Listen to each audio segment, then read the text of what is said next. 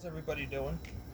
So here in New York City, we're going into swarm season, and the bees are already swarming. If you find a cluster of bees hanging in the tree, make sure you call us, because we got 3 beekeepers ready to remove them safely and bring them into a hive and make sure that they don't get exterminated by someone who gets scared. Swarming bees are actually very safe. So I'm building a new model of swarm trap this year, and figured I'd just explain the idea behind it. So these are 2 small nukes. The top one here is going to actually come off and become the hive that the bees live in for the first month or so, until they outgrow it and go into a full-size hive.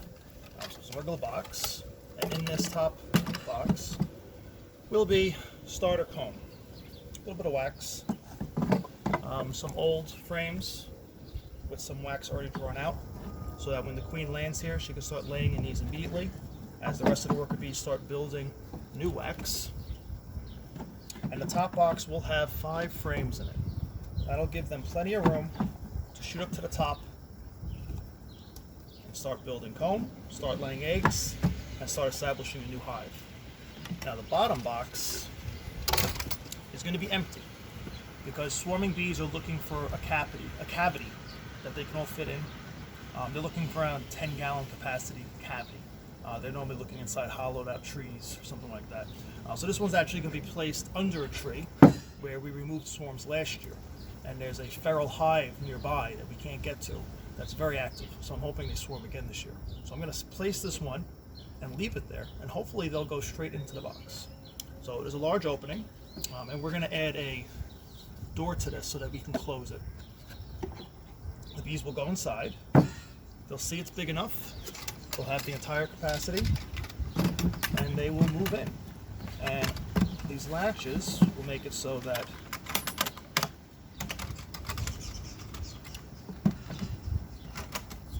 when we realize the bees have gone inside of it, at night when all the bees are home, and they don't fly at night, we can close the entrance.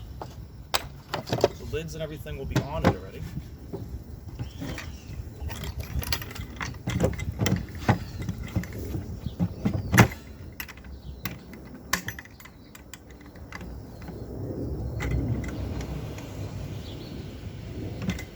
So it'll be set up like this under the tree, waiting for them, and hopefully they find it and go into it. And when they do, we can just close the entrance and literally pick this up and move it at night to their new location. And instead of disturbing them and transferring them to a new hive, all I need to do is remove the bottom box and put a regular baseboard on it, and they can stay in here for about a month or so until they outgrow it. So I'm going to do a few last touches, including adding the door. What I'm going to do now is actually coat the inside with beeswax.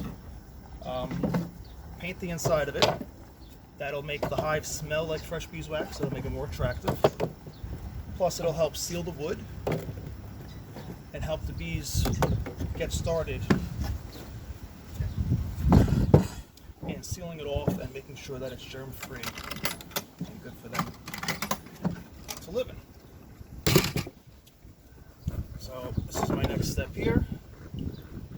I'm actually going to be painting the inside. Double boiler set up here with some wax.